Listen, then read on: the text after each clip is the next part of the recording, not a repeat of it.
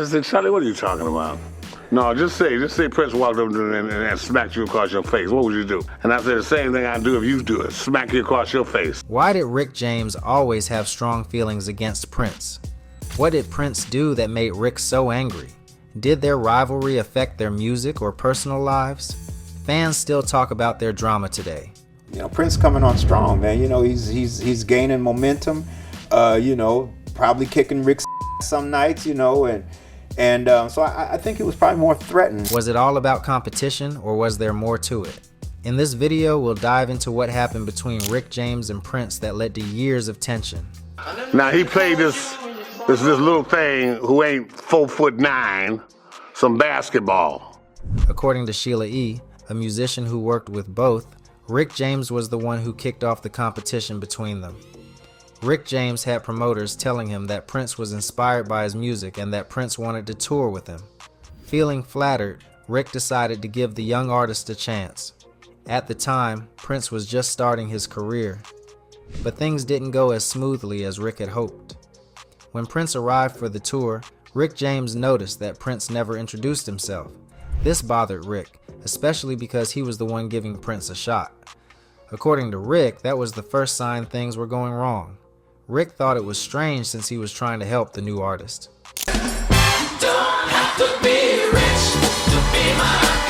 Rick wasn't impressed with Prince's first show. He called it lame. Rick said that Prince hardly moved during his performance. At the end, Prince took off his trench coat and just stood there in his bloomers, which made the crowd boo. Rick said, "I felt sorry for the cat." The cat in this case just means guy, so no, Rick wasn't feeling bad for an animal.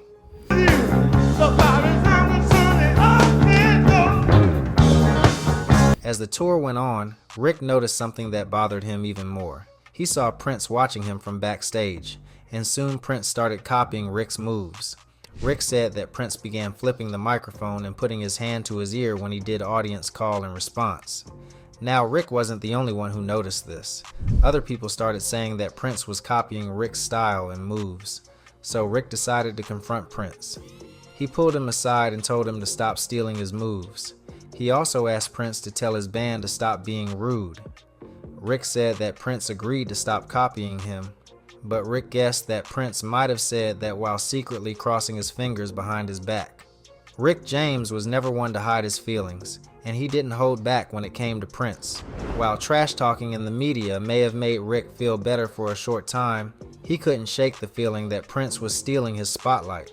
I think he hated him. I think it was a pressure thing. You know, I think it was more threatened by than hate. According to Tina Marie, Rick went even further than just talking bad about Prince in interviews.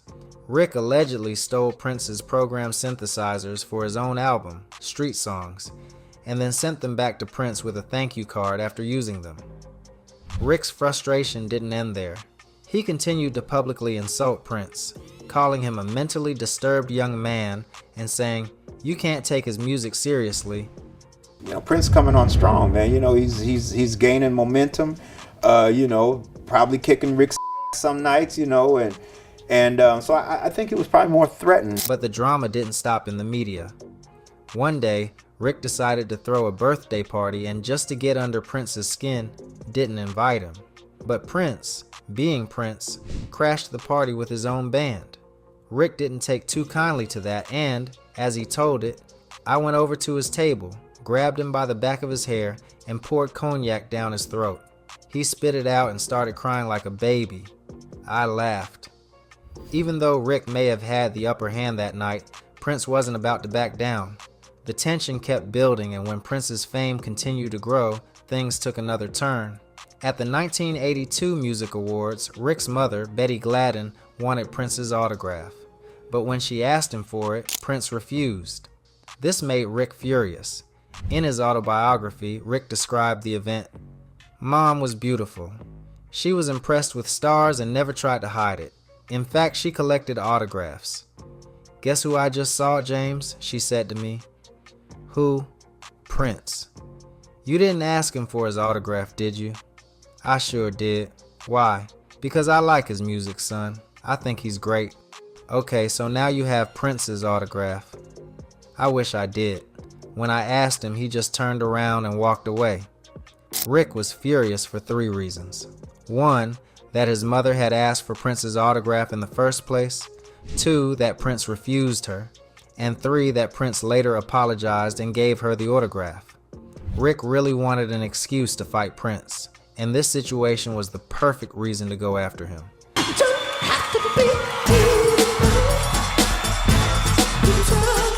But what really got under Rick's skin was that both he and Prince had women throwing themselves at them.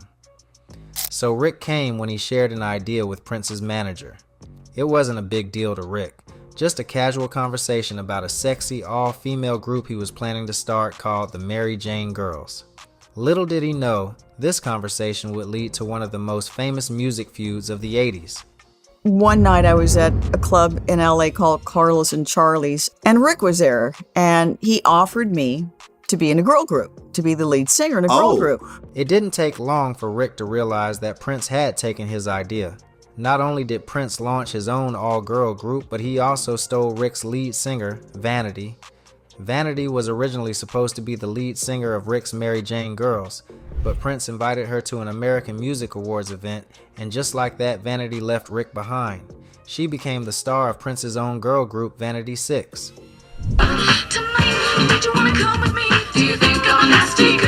Rick James wasn't about to let this betrayal stop him. He pushed forward and created the Mary Jane Girls, and the group found success with its catchy songs and sultry image. The Mary Jane Girls had more hits and lasted longer than Vanity 6, but their success wasn't without its drama.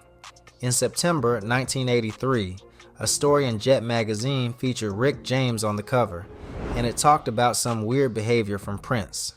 Apparently, during one of Rick's concerts, Prince acted out, getting carried around the auditorium by his bodyguard like a bride at a wedding. Prince also decided to ride his bodyguard like a piggyback ride, which caused some people to laugh. Rick wasn't distracted by this, but Rod Stewart, who was there, didn't think it was funny and made it clear. Now, to be fair to Prince, he might have been reacting to some things Rick had said in the press. By that time, Rick was tired of being compared to Prince and was fed up with the little guy in his purple underwear. In August of 1983, Rick spoke openly about his frustration. He didn't hold back in an interview, and in a LA Times article, he had some choice words for Prince, calling him out for his sneaky ways. People often think that Prince's group, Vanity 6, was the inspiration for Rick James' Mary Jane Girls. However, Rick James was very upset when he heard people say that. He snapped back saying, "I wouldn't steal anything from somebody like him. I had this idea 5 years ago, long before anybody heard of Prince. Besides, I wouldn't copy any crap like that Vanity 6 album." He also made it clear how much he disliked being compared to Prince. He said, "I hate it when people say I'm following in Prince's footsteps. That's the biggest insult anybody can lay on me." He just went on and on that Prince didn't have the songs, he didn't know how to write for women, he just was, and I listened. So it wasn't just about the women in their lives, it was also about their pride. Rick James didn't want anyone to think he was copying Prince, and he didn't hold back when it came to voicing his feelings. But this story doesn't end there. There was another issue at the center of their rivalry, Eddie Murphy. By the early 1980s, Eddie and Prince had developed a friendship. Eddie even turned to Prince to help him with music after his song Boogie in Your Butt flopped. Prince agreed to help, but something about working with him made Eddie feel uncomfortable. Lucky for Eddie, he was close to many music stars, and one of them was Rick James. When Rick found out that Eddie didn't want to work with Prince, he jumped at the chance to help him. Rick said, "There wasn't anything I'd rather have done than write a hit for Eddie and stick it in Prince's ear." The result? The hit song Party All the Time, which went all the way to number 2 on the Billboard Hot 100, staying there for 3 weeks. That song even charted higher than any of Rick's solo tracks. His highest charting solo song was You and I, which peaked at number 13. Now let's move on to his early life. We were 11 months apart, so we did everything together. My mother dressed us alike. Rick was born James Ambrose Johnson Jr. He grew up in Buffalo, New York, and hated the idea of being sent to fight in the Vietnam War. So at just 15 years old, he lied his way into the Naval Reserve.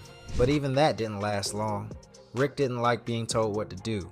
He skipped out on the reserves and spent his time playing drums with jazz bands and experimenting with drugs. Well, when we were growing up, Rick always had an interest in music. He was always banging on glasses with spoons and stuff. He couldn't stop moving.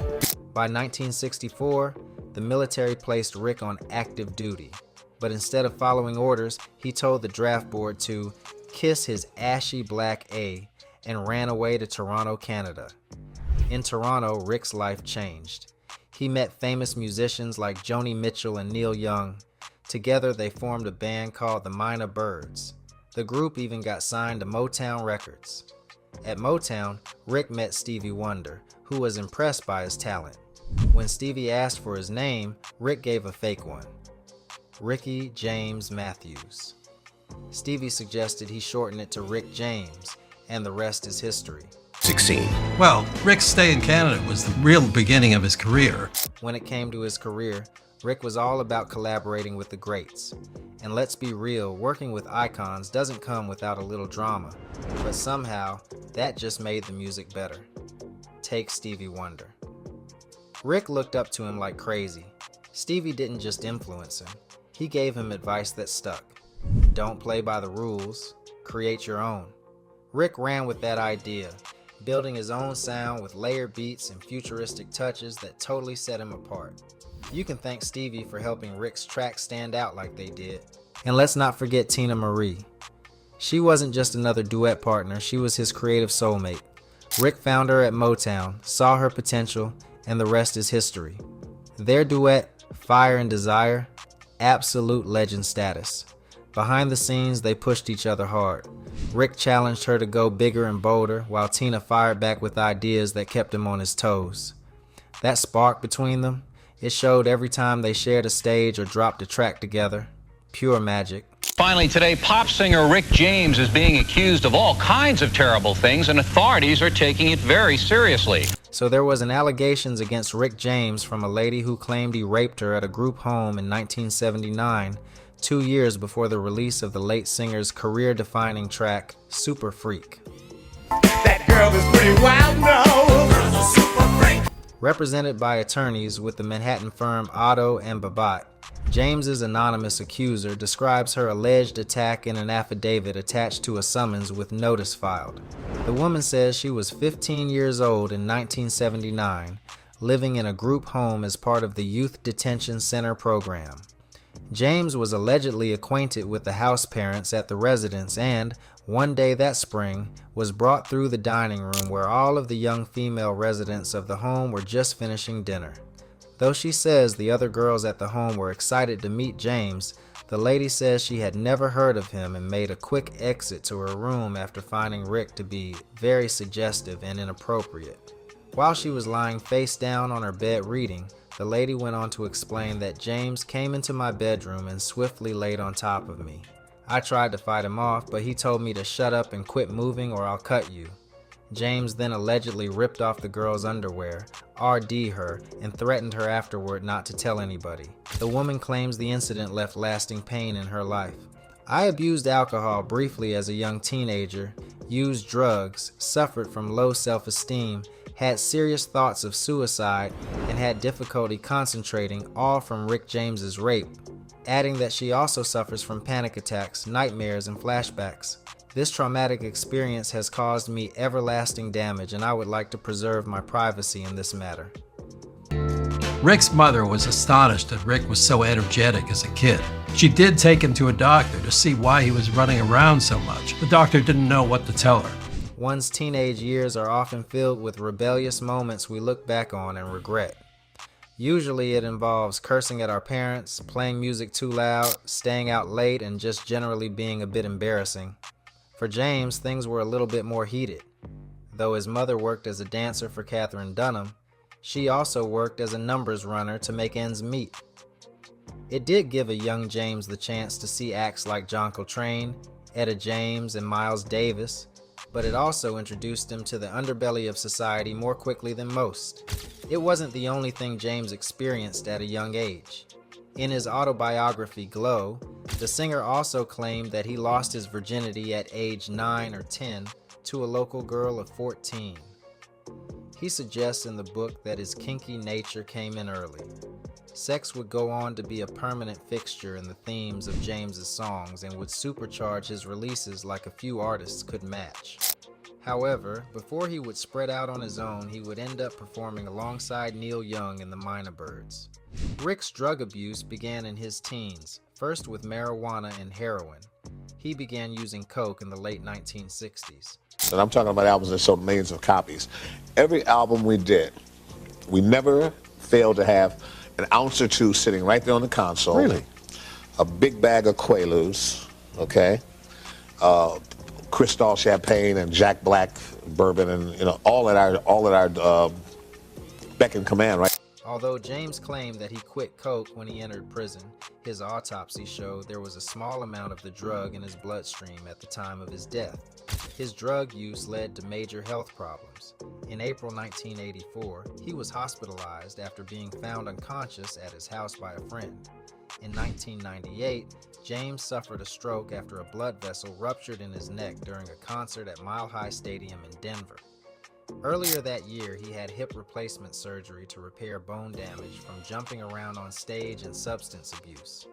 By the 1990s, Rick's drug abuse was public knowledge. He was heavily addicted to coke and later admitted to spending about $7,000 per week on drugs for 5 years straight. On August 2, 1991, James and his girlfriend Tanya Hijazi were arrested on charges of holding 24-year-old Frances Alley hostage for up to 6 days, tying her up, forcing her to perform SUL acts, and burning her legs and abdomen with the hot end of a crack coke pipe during a week-long coke binge. James faced a maximum sentence of life in prison if convicted on all charges, which included assault with a deadly weapon, aggravated mayhem, torture, forcible oral copulation, false imprisonment, and kidnapping. On November 3, 1992, while out on bail for that incident, James, under the influence of coke, assaulted music executive Mary Sauger at the St. James Club and Hotel in West Hollywood. Sauger said she met James and Hijazi for a business meeting, but that the two then kidnapped and beat her over a 20-hour period. James was found guilty of both offenses, but was cleared of a torture charge that could have put him in prison for the rest of his life. While serving his 5-year sentence at Folsom Prison, Rick lost a civil suit to Sauger, who was awarded nearly $2 million in damages in 1994. James was ordered to pay her about $1 million. The hotel and a private security firm were found liable for nearly $750,000 in damages due to negligence. James was released from prison on August 21, 1996, after serving more than 2 years. I had a blanket of love in prison because I'm real. In 1998, Rick was accused of sexually assaulting a 26-year-old woman, but the charges were later dropped. In 2020, his estate was sued for $50 million by a woman who accused him of raping her when she was 15 years old at a group home for troubled youths in Buffalo, New York in 1979. The suit was later dismissed. Rick once famously quipped, "Coke is a hell of a drug." And boy, did he know what he was talking about. But let me tell you, it's not just hell, it's a raging inferno. Back in 1980, Richard Pryor, the comedy legend, accidentally set himself on fire while messing around with coke. Yeah, you heard that right. Then fast forward to 1990 and Rick James himself went up in flames in a wild crack mishap. And guess what? It all went down right after an MC Hammer concert. But that's not all. One night, Rick thought it would be a grand idea to try smoking crack rocks. I mean, who wouldn't want to light up a rock, right? Well, things didn't exactly go as planned. According to his dealer, Race Newman, Rick ended up setting a plate on fire while trying to torch some crack pipe leftovers. Can you imagine the scene? Rick, with his robe ablaze, casually strolling around like it's just another day in paradise. Newman had to leap into action using a bedspread to put out the flames. And get this, Rick, still smoldering, acted like it was no big deal and just carried on like nothing happened.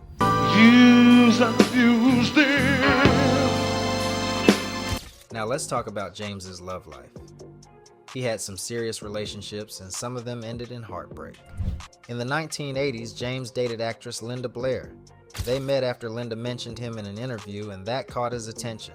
Soon they started hanging out at the famous Chateau Marmont in Hollywood. But things took a sad turn when Linda got pregnant. Without telling James, she decided to have an abortion. This hurt him deeply. He felt betrayed and heartbroken. He even wrote a song called Cold Blooded about how she made him feel. Cold blooded. What more? Later, in 1990, James met Tanya Hijazi at a party when she was just 17. They started dating, and in 1993 they had a son named Tasman. Their relationship had many ups and downs. Both James and Tanya got into trouble and even went to jail after getting into fights with people. Still, they got married in 1996, but their marriage didn't last. After years of problems, they divorced in 2002. James also had a close relationship with singer Tina Marie. They worked on music together and were even engaged for a short time. Their songs became very popular. When James passed away, Tina was heartbroken. She struggled with addiction because she missed him so much. James died in his home in Los Angeles. He was living in Oakwood, Toluca Hills, just outside Burbank. He was 56 years old when he passed away. His caretaker found him, and doctors said he died because his lungs and heart stopped working. He had many health issues, including diabetes, a stroke, a pacemaker, and a heart attack. But that wasn't the whole story. When doctors tested his blood, they found drugs like Xanax and cocaine. However, they said these drugs weren't strong enough to kill him. His health problems were the real reason. After his death, fans had a chance to say goodbye. A public event was held where people could see him one last time. Later, a funeral took place in Buffalo, New York. Many people came to pay their respects. There was even a free concert to honor him. In the end, James's ashes were buried in a Buffalo cemetery.